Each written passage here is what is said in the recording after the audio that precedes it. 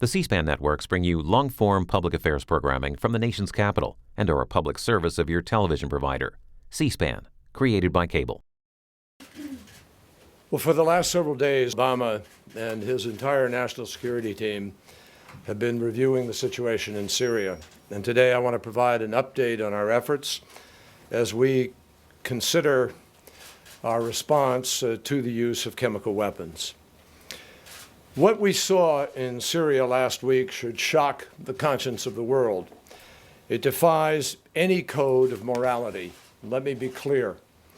The indiscriminate slaughter of civilians, the killing of women and children and innocent bystanders by chemical weapons is a moral obscenity. By any standard, it is inexcusable, and despite the excuses and equivocations that some have manufactured, it is undeniable. The meaning of this attack goes beyond the conflict in Syria itself, and that conflict has already brought so much terrible suffering. This is about the large-scale, indiscriminate use of weapons that the civilized world long ago decided must never be used at all, a conviction shared even by countries that agree on little else. There is a clear reason that the world has banned entirely the use of chemical weapons. There is a reason the international community has set a clear standard and why many countries have taken major steps to eradicate these weapons. There is a reason why President Obama has made it such a priority to stop the proliferation of these weapons and lock them down where they do exist. There is a reason why President Obama has made clear to the Assad regime that this international norm cannot be violated without consequences. And there is a reason why, no matter what you believe about Syria, all peoples and all nations who believe in the cause of our common humanity must stand up to assure that there is accountability for the use of chemical weapons so that it never happens again.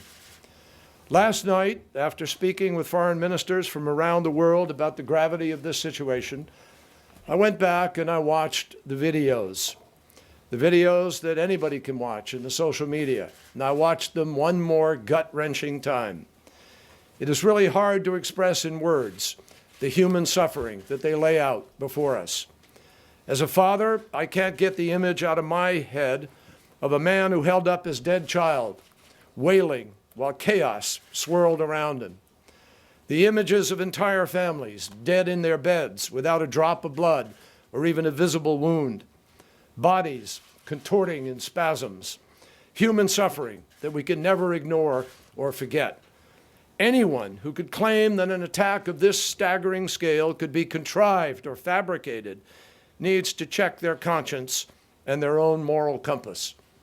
What is before us today is real, and it is compelling. So I also want to underscore that while investigators are gathering additional evidence on the ground, our understanding of what has already happened in Syria is grounded in facts, informed by conscience, and guided by common sense.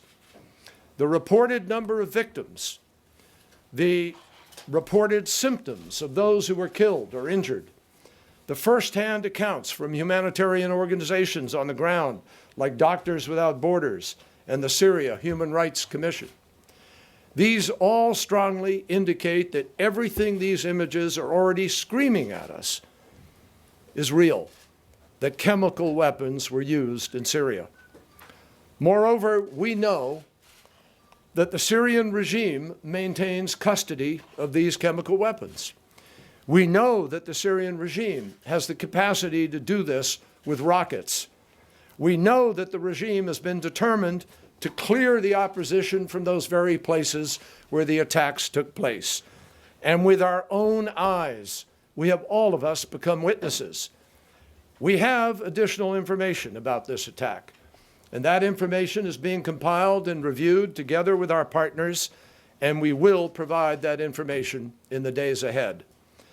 Our sense of basic humanity is offended not only by this cowardly crime, but also by the cynical attempt to cover it up. At every turn, the Syrian regime has failed to cooperate with the UN investigation, using it only to stall and to stymie the important effort to bring to light what happened in Damascus in the dead of night. And as Ban Ki-moon said last week, the UN investigation will not determine who used these chemical weapons, only whether such weapons were used, a judgment that is already clear to the world.